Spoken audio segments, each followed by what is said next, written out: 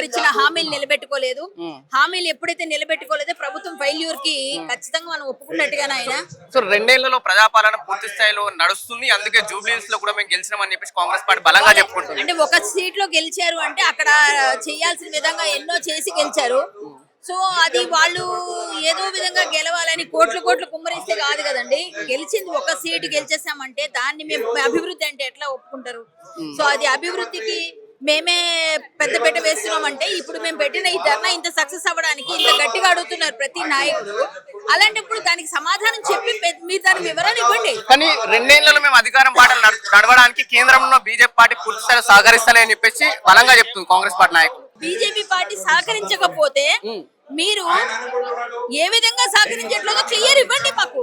BJP పార్టీతో అన్ని తీసుకునే ఫలితాలన్నీ తీసుకుంటారు, ఏం కావాలో పథకాలన్నీ చేస్తారు. ఇప్పుడు 43 రూపీస్ కేంద్ర ప్రభుత్వం ఇస్తే మేము ఇస్తున్నాం అని చెప్తున్నారు. మీ పర్సెంటేజ్ ఇంత ఉంటే ఇంత చెప్తున్నారు. సో ఎవరు ఇస్తున్నారు? మోడీ గారు చేస్తున్న దాన్ని చేయట్లేదని ఎట్లా అంటారు? చాలా ఉన్నాయి.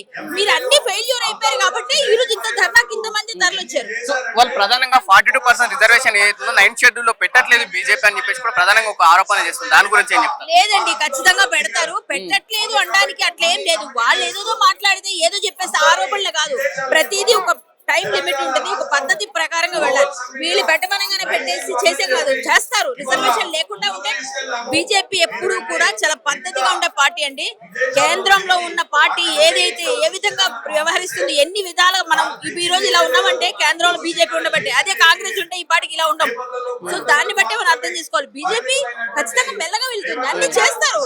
తెలంగాణలో బీజేపీ గ్రోత్ ఇంకా ఉందంటారా? ఖచ్చితంగా ఉంది, ఇంకా చాలా. ఇప్పుడు మీరు చూస్తున్నారు కదా, ఇంతమంది నాయకులతో పాటుగా ఇంత ధర్నా మహాధర్నా జరిగినప్పుడు ఇంతమంది కార్యకర్తలు వచ్చారంటే బీజేపీ లేకుండా వచ్చారా? ప్రజలు అనుకుని చాలా వరకు ప్రజా సమస్యల పైన బీజేపీ స్పందించట్లేదని చెప్తున్నారు. లేదండి, స్పందిస్తున్నాం. మేమందరం కనిపిస్తున్నాం కదా, మరి మేము బీజేపీ కదా.